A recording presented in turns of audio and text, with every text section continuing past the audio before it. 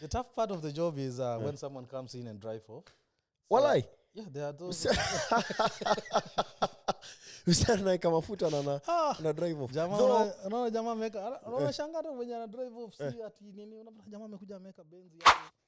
Welcome to another episode of the Mozz podcast. This is where we have all the good conversation and we keep it going one after the other. So first, thanks for the support that has been coming through the channel. So over the last few weeks, I've been trying to be as consistent as I can. Na kuna quite a number of videos up on the channel. Just in case kama hujacheki, just click the button right down below. Now you'll see them as so first, when like nikiona analytics, there are more people who are actually watching the videos without subscribing. So maybe I would urge all of you right now, if you're watching this video and you've not yet subscribed, so maybe tuwapatie like 2-3 seconds ama Yeah, tunapiga 1 2 3. Bana jo. So kwa wenye wamesubscribe, thanks. So today ni one of those days yenye nimekuwa nikilook forward to recording this. Mazata hapo, what's happening? This is a guy mwenye nimekuwa nikitry kumtrack down, but kwa sababu si mtu around the corner, imebidi ni tegile time yenye yako around tufanye hizi vitu vile inafaa. So on my left today we have someone that I can consider a good friend, a boss, na a very important part of the society. So Joji, asante. Ni aje buda? Poa sana mambo vipi? Mimi niko poa sana. Yeah. Kamvua tu ndo kameanza kuchapa of late. Mazee kamewaka mazee, like tulikuwa na shangaa tuko sama. Kujaribu kuangalia mazee sama yenyewe inanyesha, ni baridi. So tunashangaa sama ni gani sana. So but tunashukuru Mungu kwa yote. Yeah, tunachukua tu yote. Hiyo ni fiti. Hata mimi niko poa. I think umekuwa ukiona vile channel inaenda. Mazee. By the way, umekuwa very good supporter. Ninaonanga comments zako, ninaonanga umesubscribe. Mazee. Asante mazee. Umerefer pia kwa maboys hapa na pale. I want us to dig deep into your story today. Of course, as you've seen how the channel has been oriented of late, so I've been actually moving around trying to get people's Australian stories. So, exactly. Man, sasa situanze story yako you guy. Where does your story begin? Man, uli come him to how long ago? First I came to Australia, that was 2014 I think. Yep. 2014, which month? That's 2014, that was June. June 2014. Yeah, that was June. Ilikuwa winter, ilikuwa imeshika kushika. Ilikuwa katikati ya winter. Mazee ilikuwa imewaka. So nilikaribishwa 2014. 2014 June. Yeah, that was back in June. So tulikuwa hapa. Ngoja. But before hata to rush over the story. Nimesema offer. Damn. Man. Tema mate. Sasa before to rush over, like how uli end up aje kuchagua Australia? Kuna jamaa aliniambia mazee, unafanya nini hapa bana? Kuna better pastures somewhere else. Why don't you try those other better pastures? So I had elder brother of mine. Inshallah he passed away. RIP. But that's the guy who really made me to jump out. So Oyendoli plant the seed. Oyendoli kuchapia hiyo. So I'll plant the seed for me to come this way. Okay. But pretty much I was intending to. Okay. After form 4, nilikuwa na plan kabisa, nilikuwa nitoke. So okay. I didn't want myself. But himself is the one who was like, bro, you need to get out of here. Me myself I was comfortable. Myself like you're that boy umetoka high school. Mabiashara zinashika hapa na pale, you know, LD kama wewe mjanja, maisha ni sawa kama, you know. So I used to have a couple of few biasharas here and there. Anyway, so back to so you came in June. So that was June 2014. So twende hivi like before come, like did you have any relatives here, any friends, like what were your plans za kusettle in? So when I came here, I came to nilikaa na mabeste. Okay. I do have a friend of mine anaitwa Asbel, big up to Asbel. Ako Brisbane. Wakina Melvin, they hosted me back in Yaguna. That was Yaguna. That was the Avenue. You know, the Avenue. We were nashukuru. You don't despise the beginnings, eh? Yeah. So nashukuru Mungu because those are the key people that they made you here. Those are the brothers, and pretty much I say my Australia was in the avenue.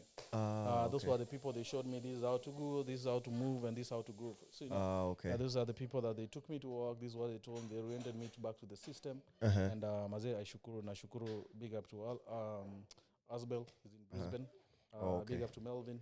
And all the boys that they assisted me. Is it the same Melvin that I'm thinking of? Not Melvin you're thinking of. That's my brother. The Melvin you're thinking about is probably is my brother's son. But the one I'm talking about, I think he's somewhere, but I'm not quite sure where he is at the moment. But he's Asbel tunaongeanga naye one-to-one and most of the time. But so when I moved here, those are the people they oriented me. Mazee, they hosted us.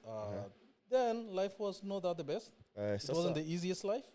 Ebu sasa, let's now transition to you trying to find work. Because, did you come and assume as a student? Pretty much, yes. When I came here, I had two options. I had the first option of coming as on a skill. On a skill. And the other one, I had an option of coming as a student. Pretty much where I was working, they were the same organization that I was working. They are based in Australia, and myself, I had this easy. I've always told people I have a target, and my target was I wanted to kumaliza maneno ya masomo mapema. Then after masomo, I never wanted to be going to school wakati nimezeeka, wakati I'm chasing around my kids here and there. Because if you don't mind sharing, how old were you at the time you're coming? Good question, that one. That was I can't really remember, but I think that was around 2014. So 2014. So I can say, or even a range. So I can say pretty much between 23 and 25. Oh, so early 20s, eh? Yeah, early 20s. Okay. If coming to maybe 25. 25 marks. Okay, at least nilikuwa naulizia tu your range so that probably so 23 put it 25, to context. Yeah. So, how was it like? Of course, nina assume now that umekuja ka student, then you want to pay bills, of course, because after all, that's probably the whole point why you came around. So that was probably more of an emergency at that point. Ya kusema like that was the next step. So what I'll tell you this, I was lucky, and I told you before. When I moved here, I was lucky because the company, the boss that was my boss back in Kenya is the same boss who gave me the first job when I came here.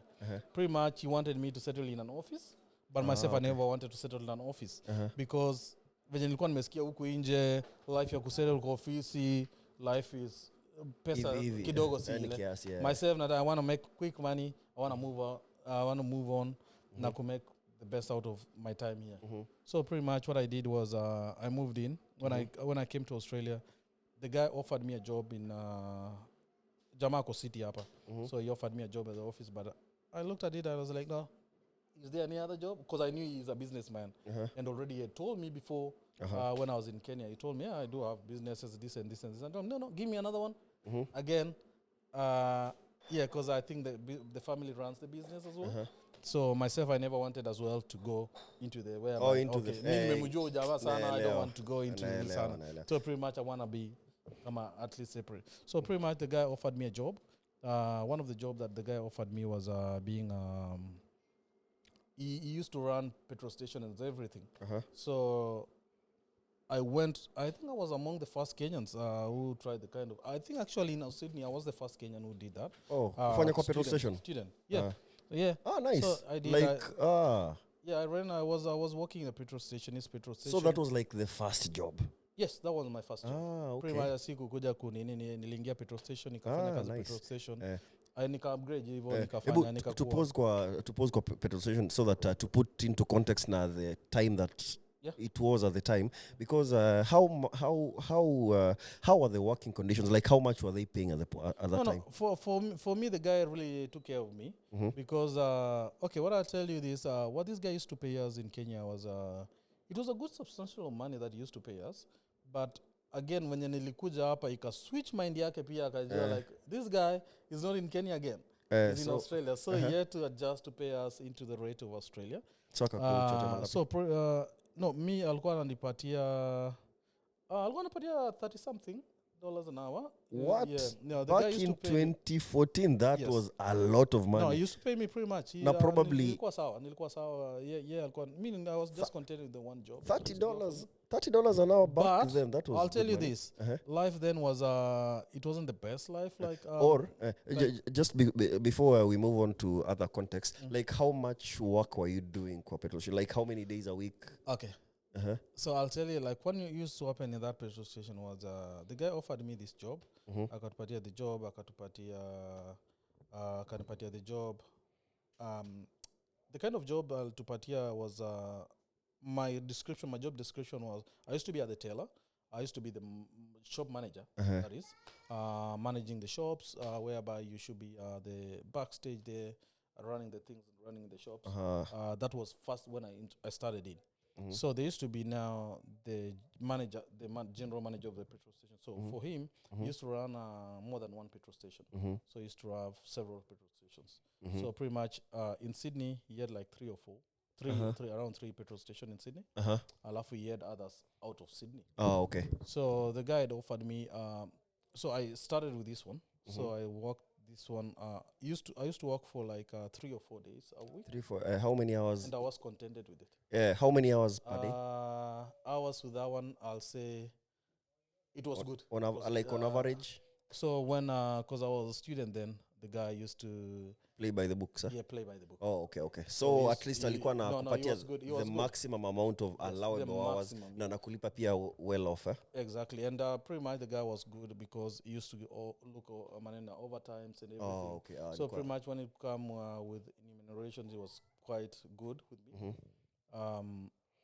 Yeah, so I'm pretty nilikuwa in a very good working condition because I worked with the guy for ulifanya for how long? 2014 nilifanya for like 4 years or 5. 4 years? As your main job? Yeah, it was my main job. Okay. Nilifanya naye for like 4 or 5 years. I was really comfortable, and the guy used to give me a lot of he used to guide me like okay. Fanya. Na sasa which means the money was good enough to sustain you. Yeah, it was good. Pay your bills, nini. Okay. It was quite good. Yeah. And alafu, but now the working condition. Ebu sasa tuende kwa working conditions. Yes. So in petrol station, life is quite good. If you are the shop manager, but if you are, because at that point in time you have to look over everything. That is, command the shelves, doing the filling of the shops. Oh, inventory, inventory and all those kind of things. Okay. You have to be on top on all those kind of things. Now, ulikuwa by yourself at that time, ama you're working with someone else mwenye anafanya all those jobs? Or are you the one doing all that at the same time? Yes, you do. Oh, maybe when there's no one in the store, you can now move around. So what happens is whenever they're manning when you're manning a shop, the shop is what will happen is they always Australia, when it comes to remunerations and when it comes to things of kuangalia maneno ya kuangalia the workers and everything, you have to work as per the books. So what will happen at that point in time is you'll be alone. So at that point in time, so when the shop is busy, what will happen is they look under the shop. You go around the shop, trying to let mbele zenye zimechukuliwa, filling up. So next to it, just next around it, so there was a store, the main store ilikuwa hapo. So ilikuwa unaenda unatoa zenye ziko huko, unazifill up. So pretty much what used to happen is if you walk night shift, the guys doing the night shift could do all the filling, back filling and everything. So if you are working during the day, wakati shop imetulia kidogo, so unazisukuma zenye ziko nini, alafu unakuja tu unajijaza. But if you are doing night shift, that was main job ya watu wa night shift. So ordinarily you'd say that mchana ilikuwa easier than wase wenye walikuwa wanafanya usiku? Yes, mchana it was much better compared to usiku. Because nina assume of course kazi nyingi ya ya mafuta nini sio ni ya mchana. Usiku yes, but more of it itakuwa kuhusu stock taking nini. Yes. And then just a few fuel so transactions. No, but in both mchana na usiku job description ilikuwa tofauti. The description ilikuwa tofauti because usiku now job ya mchana you'll be dealing with customers, you know, you dealing with customers. You need kujaza hapa na mbele. Kujaza, like you have to maintain the shop. Always mtu akiingia hivi kwa shop. Shop ifai kuonekana like kuna gaps. Okay. Like ifai kuonekana ati mtu amepika hapo. You have to make sure kama zimepikiwa, you make sure unaizileta mbele or you fill it up kama uko na time. Okay. So pretty much kazi ya asubuhi. So ni conveyor belt all day long. You don't even you have to make sure all the shop is kama mtu amechukua Fanta hapo mbele ama Coca-Cola hapo mbele, you have to make sure umezileta mbele. Na sasa okay. Na sasa what was like the hard part here? What was the tough parts your job? The tough part of the job is when someone comes in and drive off. Walai. Yeah, there are those. Usana kama mafuta na drive off. Unaona jamaa ameka. Unaona shangaa tu mwenye ana drive off si ati nini. Unaona jamaa amekuja ameka Benz hapo ama BMW gari mzito. Amefika. Jamaa amepiga unaona kwa nini hapo kwa nini unajua uko kwa kamera Yeah, unaona tu hapo unajua uko na screen hapo. So unaangalia jamaa anaziweka huyu jamaa kweli atakuja kulipa. Amepiga full tank. Kupiga full tank amefunga kapi yake. Kidogo unaona ameingia unadhani anachukua. Though nitatetea wase. Unajua saa zingine mtu unaweza sahau but see no. I'm not excusing that but naweza kuambia kuhusu imenifanyikia once I think a few months ago. So this is the story. Nilikuwa kwa simu of course nikachapa mafuta nikamaliza nikafunika drive off. Sasa kuna place yenye nilikuwa nina visit. Alafu sasa it just happened that ilikuwa nipitie home nichukue kitu then niende. Sasa nimefika home sasa at the time nilikuwa sasa nimemalizana na huyu jamaa mwenye nilikuwa naongea naye. So unajua unatoka home alafu unasema like kuna kitu I add up. Kuna kitu sijafanya pale. Sasa so nikakumbuka like oh goodness sikulipa hiyo mafuta. So my first instinct is like by the way niende kwa jamaa mwenye nilikuwa niende ama kwanza nirudi nilipe, but I was like of course ini busy ya mtu I'll actually have to drive back. Luckily nakumbuka ya pale ilikuwa. So at the time nilikuwa nafika kumbe jamaa alikuwa amepigia polisi. So the time nilikuwa nafika ndo polisi pia walikuwa nafika. Okay, so do you know okay, just to finish it up. So luckily hata wako ameendelea anyway. Nikakuja tu kusema tu to be honest me hata siku realize that nime drive off. Nilikuja kujua way later. Alafu it just happened that hiyo place mimi nimekuwa nikienda so many times. Okay. Sasa so jamaa ananijua. Okay, yeah. Kwa sure of course they know that we talk or anything. But alikuwa tu anajua that either way this guy will come here come here at the end of the day, but after all busy it's not that he has my number, so the only way that he'd actually reach you out is through the police. So nilimpata tayari kama amesha print out the receipt. I just got him wakati sasa alikuwa anaandika like some sort of an incident report or I don't know. Do you know what normally happens is okay, so mtu akidrive off mtu ufanya nini? Do you know what normally happens is okay, it's one of that's thuggery as well, actually. It's considered as thuggery. But we don't like what I'll tell my Kenyan, my fellow guys who are watching this. That's considered as thuggery. Because they normally say when it comes to law, you have to abide by the law. Now, abiding by the law means there's what we call ukienda to the law, the law part of it is good acceptance and offer, yeah?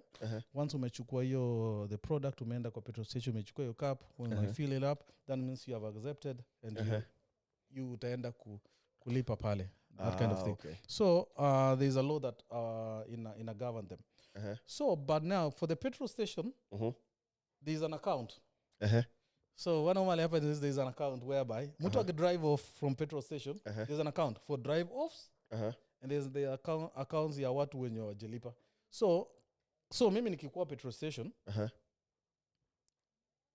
uki drive off so pretty much I'll try as much as possible to capture the major details, the car, the number, the make of the using car. Using the CCTV kind of course. No, if kama ulijua.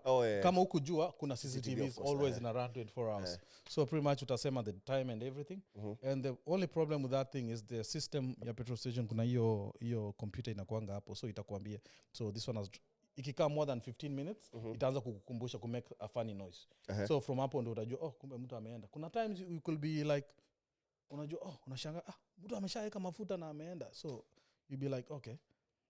Yeah, imeenda. So the only thing you'll do is uta calculate from the first ring yenye hiyo kitu kelele imeanza kusema because itaanza kukulia after 15 minutes. Okay. From 15 minutes so una rewind back because you need to report it back to the boss.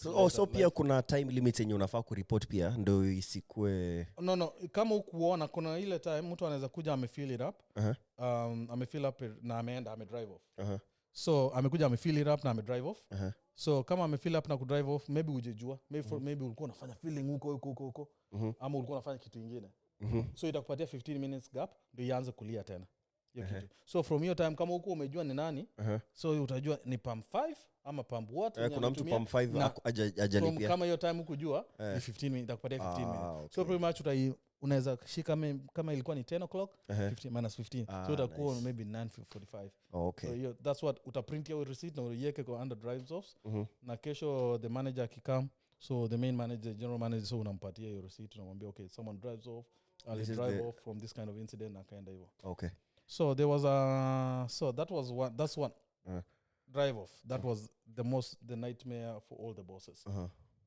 Na pia kama kuna drive offs, the major thing that organization inakuwa na policies tofauti. Kuna policies zenye wanasemanga some organization wanakuwa na policy inasema okay, you can drive off straight away police. Yeah, they can call you. For organization I used to work was you drive off, I can get you. I can get the plate number, all the details. I'll give it to the police at the end of the I'll hand over to the manager. The manager will do the follow up with the police. But I'll put that drive off hapo kutakuwa na deni. So I'll take that. So watakata kwa pesa yangu. So I'll take that and put it under the drive off account. Okay. So from that kind of thing now the police will follow it up. But once you come to pay it up, so you can be prosecuted. Okay. For that kind of thing. It's criminal actually. Okay. So you can be prosecuted. So one was drive off. The major one was being attacked by mimi iko inapenia, but it happened to my colleagues. So the guys wajamaa na come in, jamaa na walk in usiku. So kama umeenda petrol station basically usiku unapatanga unaambiwa kuja kwa dirisha huwezi pita the main. Yes. So pretty much huwa na happening usiku over what sana over the wall. So wengi wanakujanga sigara. Okay. You know Australia sigara ni expensive. So most of them hata wakujiangi pesa, hata kitu kingine wakujanga sigara.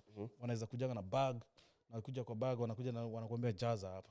So what happened? Umeshikiwa kisu fulani. Umeshikiwa kisu ama umeshikiwa ki glove or something of that sort, unakuwa jaza hapa. So that was that. So pretty much, and your life is important, my life is very important. For that kind of case, we were told whatever the situation gets there, don't obstruct yourself. Okay. Just let them go. Okay. So anyway, so moving up. Another one. And kurudisha change excess. Because at the end of the day, when you're handing over, handing over to the next guy, you have to balance all the books. I know. Both cash and post what is in post, you have to balance all of them. Kitu kwa business studies ilikuwa into because I came to so cash flow whatever. So you have to balance all. That's in every nightmare of every person working on ship. Okay. Because you have to balance. On some point, una missing. But nina assume, okay, I could be wrong, but I'm just thinking kwa sababu like Australia, most people don't really pay by cash, so chances of that happening iko a bit minimal. No. Is that right? It's gonna happen. Okay. It's gonna happen because at the end of the day, what normally happens is most people ukienda mostly around ukifanya shifts afternoon around 3 o'clock, there are more people like traders and everything. They normally use the cash and kind of thing. So pretty much you might miss it. Okay. You're interesting. So ukaifanya for 4 years? Yeah, I did that for 4 years. Then I went to support work. Did support work. Nah, pause to see rush over the story, even though sijui hata tumerun for how long? 38 minutes, but nataka to cruise over the story kwa sababu hata 38 minutes. I don't know how long this would take now. Of course tuta chop down some bits. Okay. So ukamua sasa ku transition, like what happened ndio ukamua ku transition ama tu ilikuwa imefika place yenye ulikuwa unafanya the same things every day mpaka ukasema like you actually need something else? No, the job I was quite comfortable in a job, but the only problem with the job was because you know ukiwa on the server you do in terms of shift works. So there were some other times you could work during the day, you could work at night.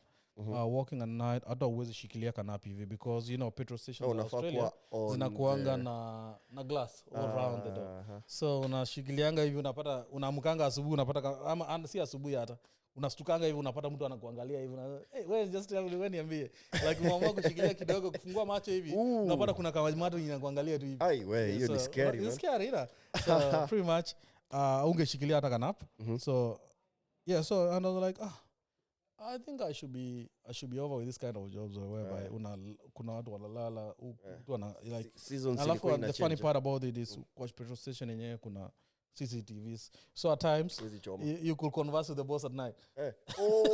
Sasa zingine unakaa hivi alafu anakuuliza tu swali. Like ujui anakuangalia so for the server I used to work is we used to have CCTV hapa juu yako. Right above you, Yeah. So just juu yako tu hapa. So you are like okay.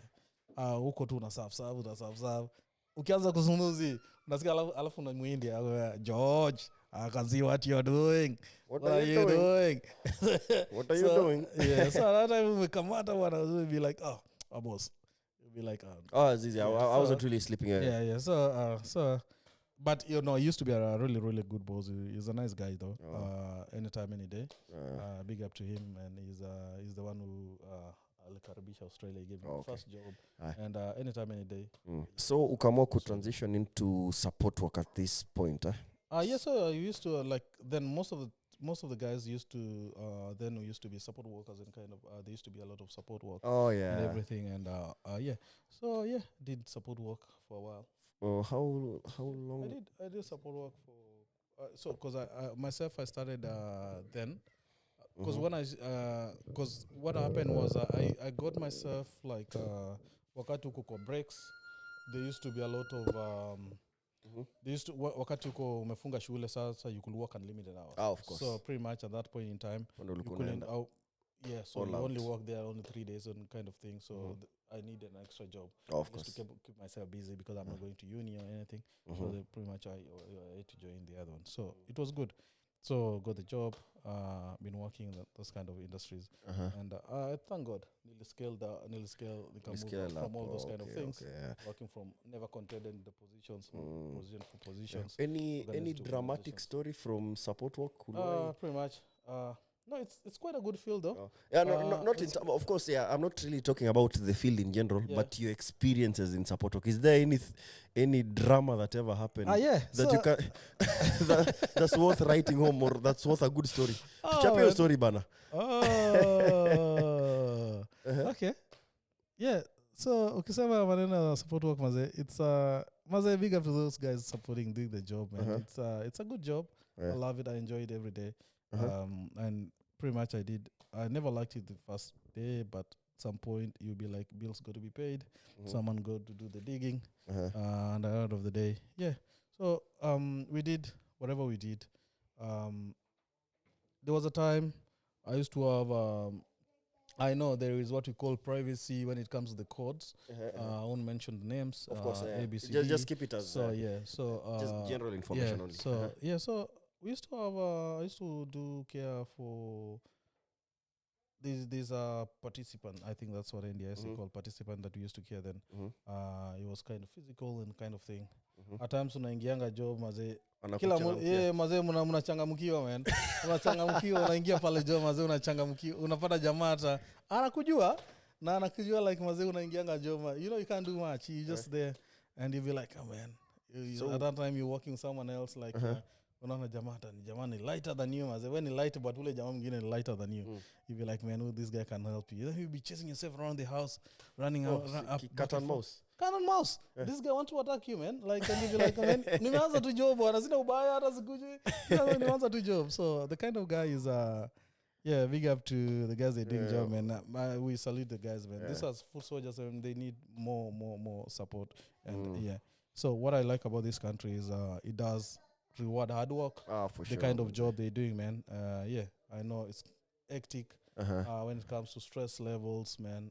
Unaingianga pale ukiwa na energy yako iko full but by the time you're coming out energy iko almost drained. But nakuanga basically myself maze nashukuru because in every job kuna kuanga hurdles. You have to jump through those hurdles and that makes the job very interesting. Okay. Yeah, that'll make the job very interesting. Anyway, hiyo ni poa. So wacha to fast forward because I think naona tumerecord as much. Wacha nijaribu tu ku chop up to transition out of support work. So so pretty much I work in that industry, worked all through, worked myself up the ladder, managers and all those kind of things. I went through so pretty much nashukuru because I worked in those kind of industries na nashukuru Mungu because of all those kind of things. Hiyo ni poa, but probably this is the second bit that maybe some people might actually be waiting to hear, just for information purposes. You also run an entertainment company, Hype Town Entertainment. So ukisema hiyo acha hata Hype Town. Mimi am the George of all trades. Jack of all trades. Say, by the way, unajua na hii sasa nita admit. Yeah, so pretty much na hii nitasema pause. Hii nitasema acha nikunywe maji kwanza. Sip hata mimi hata by the way nikunywe maji because so for that industry is I'm a mobilizer. I thank God for that. Nilipatia mdomo kubwa but a silent one. I'm from a political family which nashukuru. That kind of side tulibarikiwa in those kind of sides. Secondly, ukiangalia from industry entertainment is mimi ni mtu napenda, I like when people are happy. So whenever it comes to that kind of, it's something that made me napenda watu wakati naona watu wanafurahi, sio wakati wakifrown. And when it comes to entertainment, that means people like the energy, the energy levels and those kind of things. So that is that. When the entertainment kind of thing is tulika even on my best to may think of, and we were like, okay, how about we think of this kind of thing?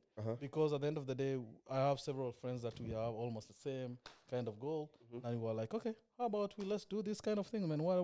Let's watch it party. We saw a niche, so basically we saw an opportunity that it wasn't tapped in, and we saw how about we go for this kind of thing? Do it differently, and that's how we went for the entertainment thing.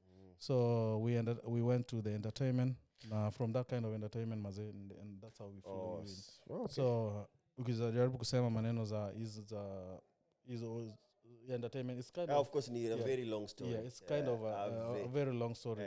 So the basic hapo ndo nasemanga the rest as they say is history. Exactly. Ili flow tu na mazee nashukuru the people from Sydney, because they normally say your background, that's where basically it's always the place that you build your roots, and if the roots wamekukubali, so that's how you move in. So and prior history, that's in and other places that we worked. I do have friends, I do have promoters that we work together, man. And the entire Australia mazee. It's all about network. When it comes to entertainment, it's pretty much any network. Yeah, you just create a network, and network is just you just work with everyone, be ready anytime, any day. Anyway, so one interesting bit about such podcasts, these stories zinaendelea for long, unending. So at this point, I think to may run long enough.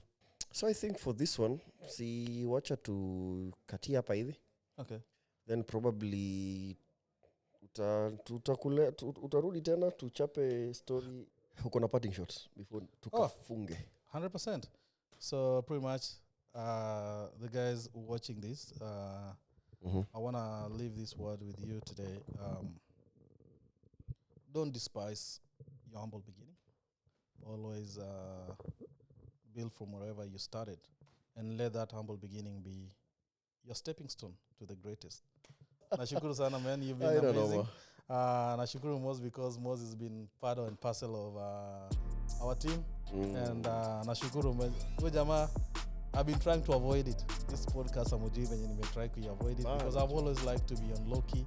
But nashukuru, because at the end of the day, getting to this point. We all have stories, Yeah, we all have stories. So napo ndo tunasema cut.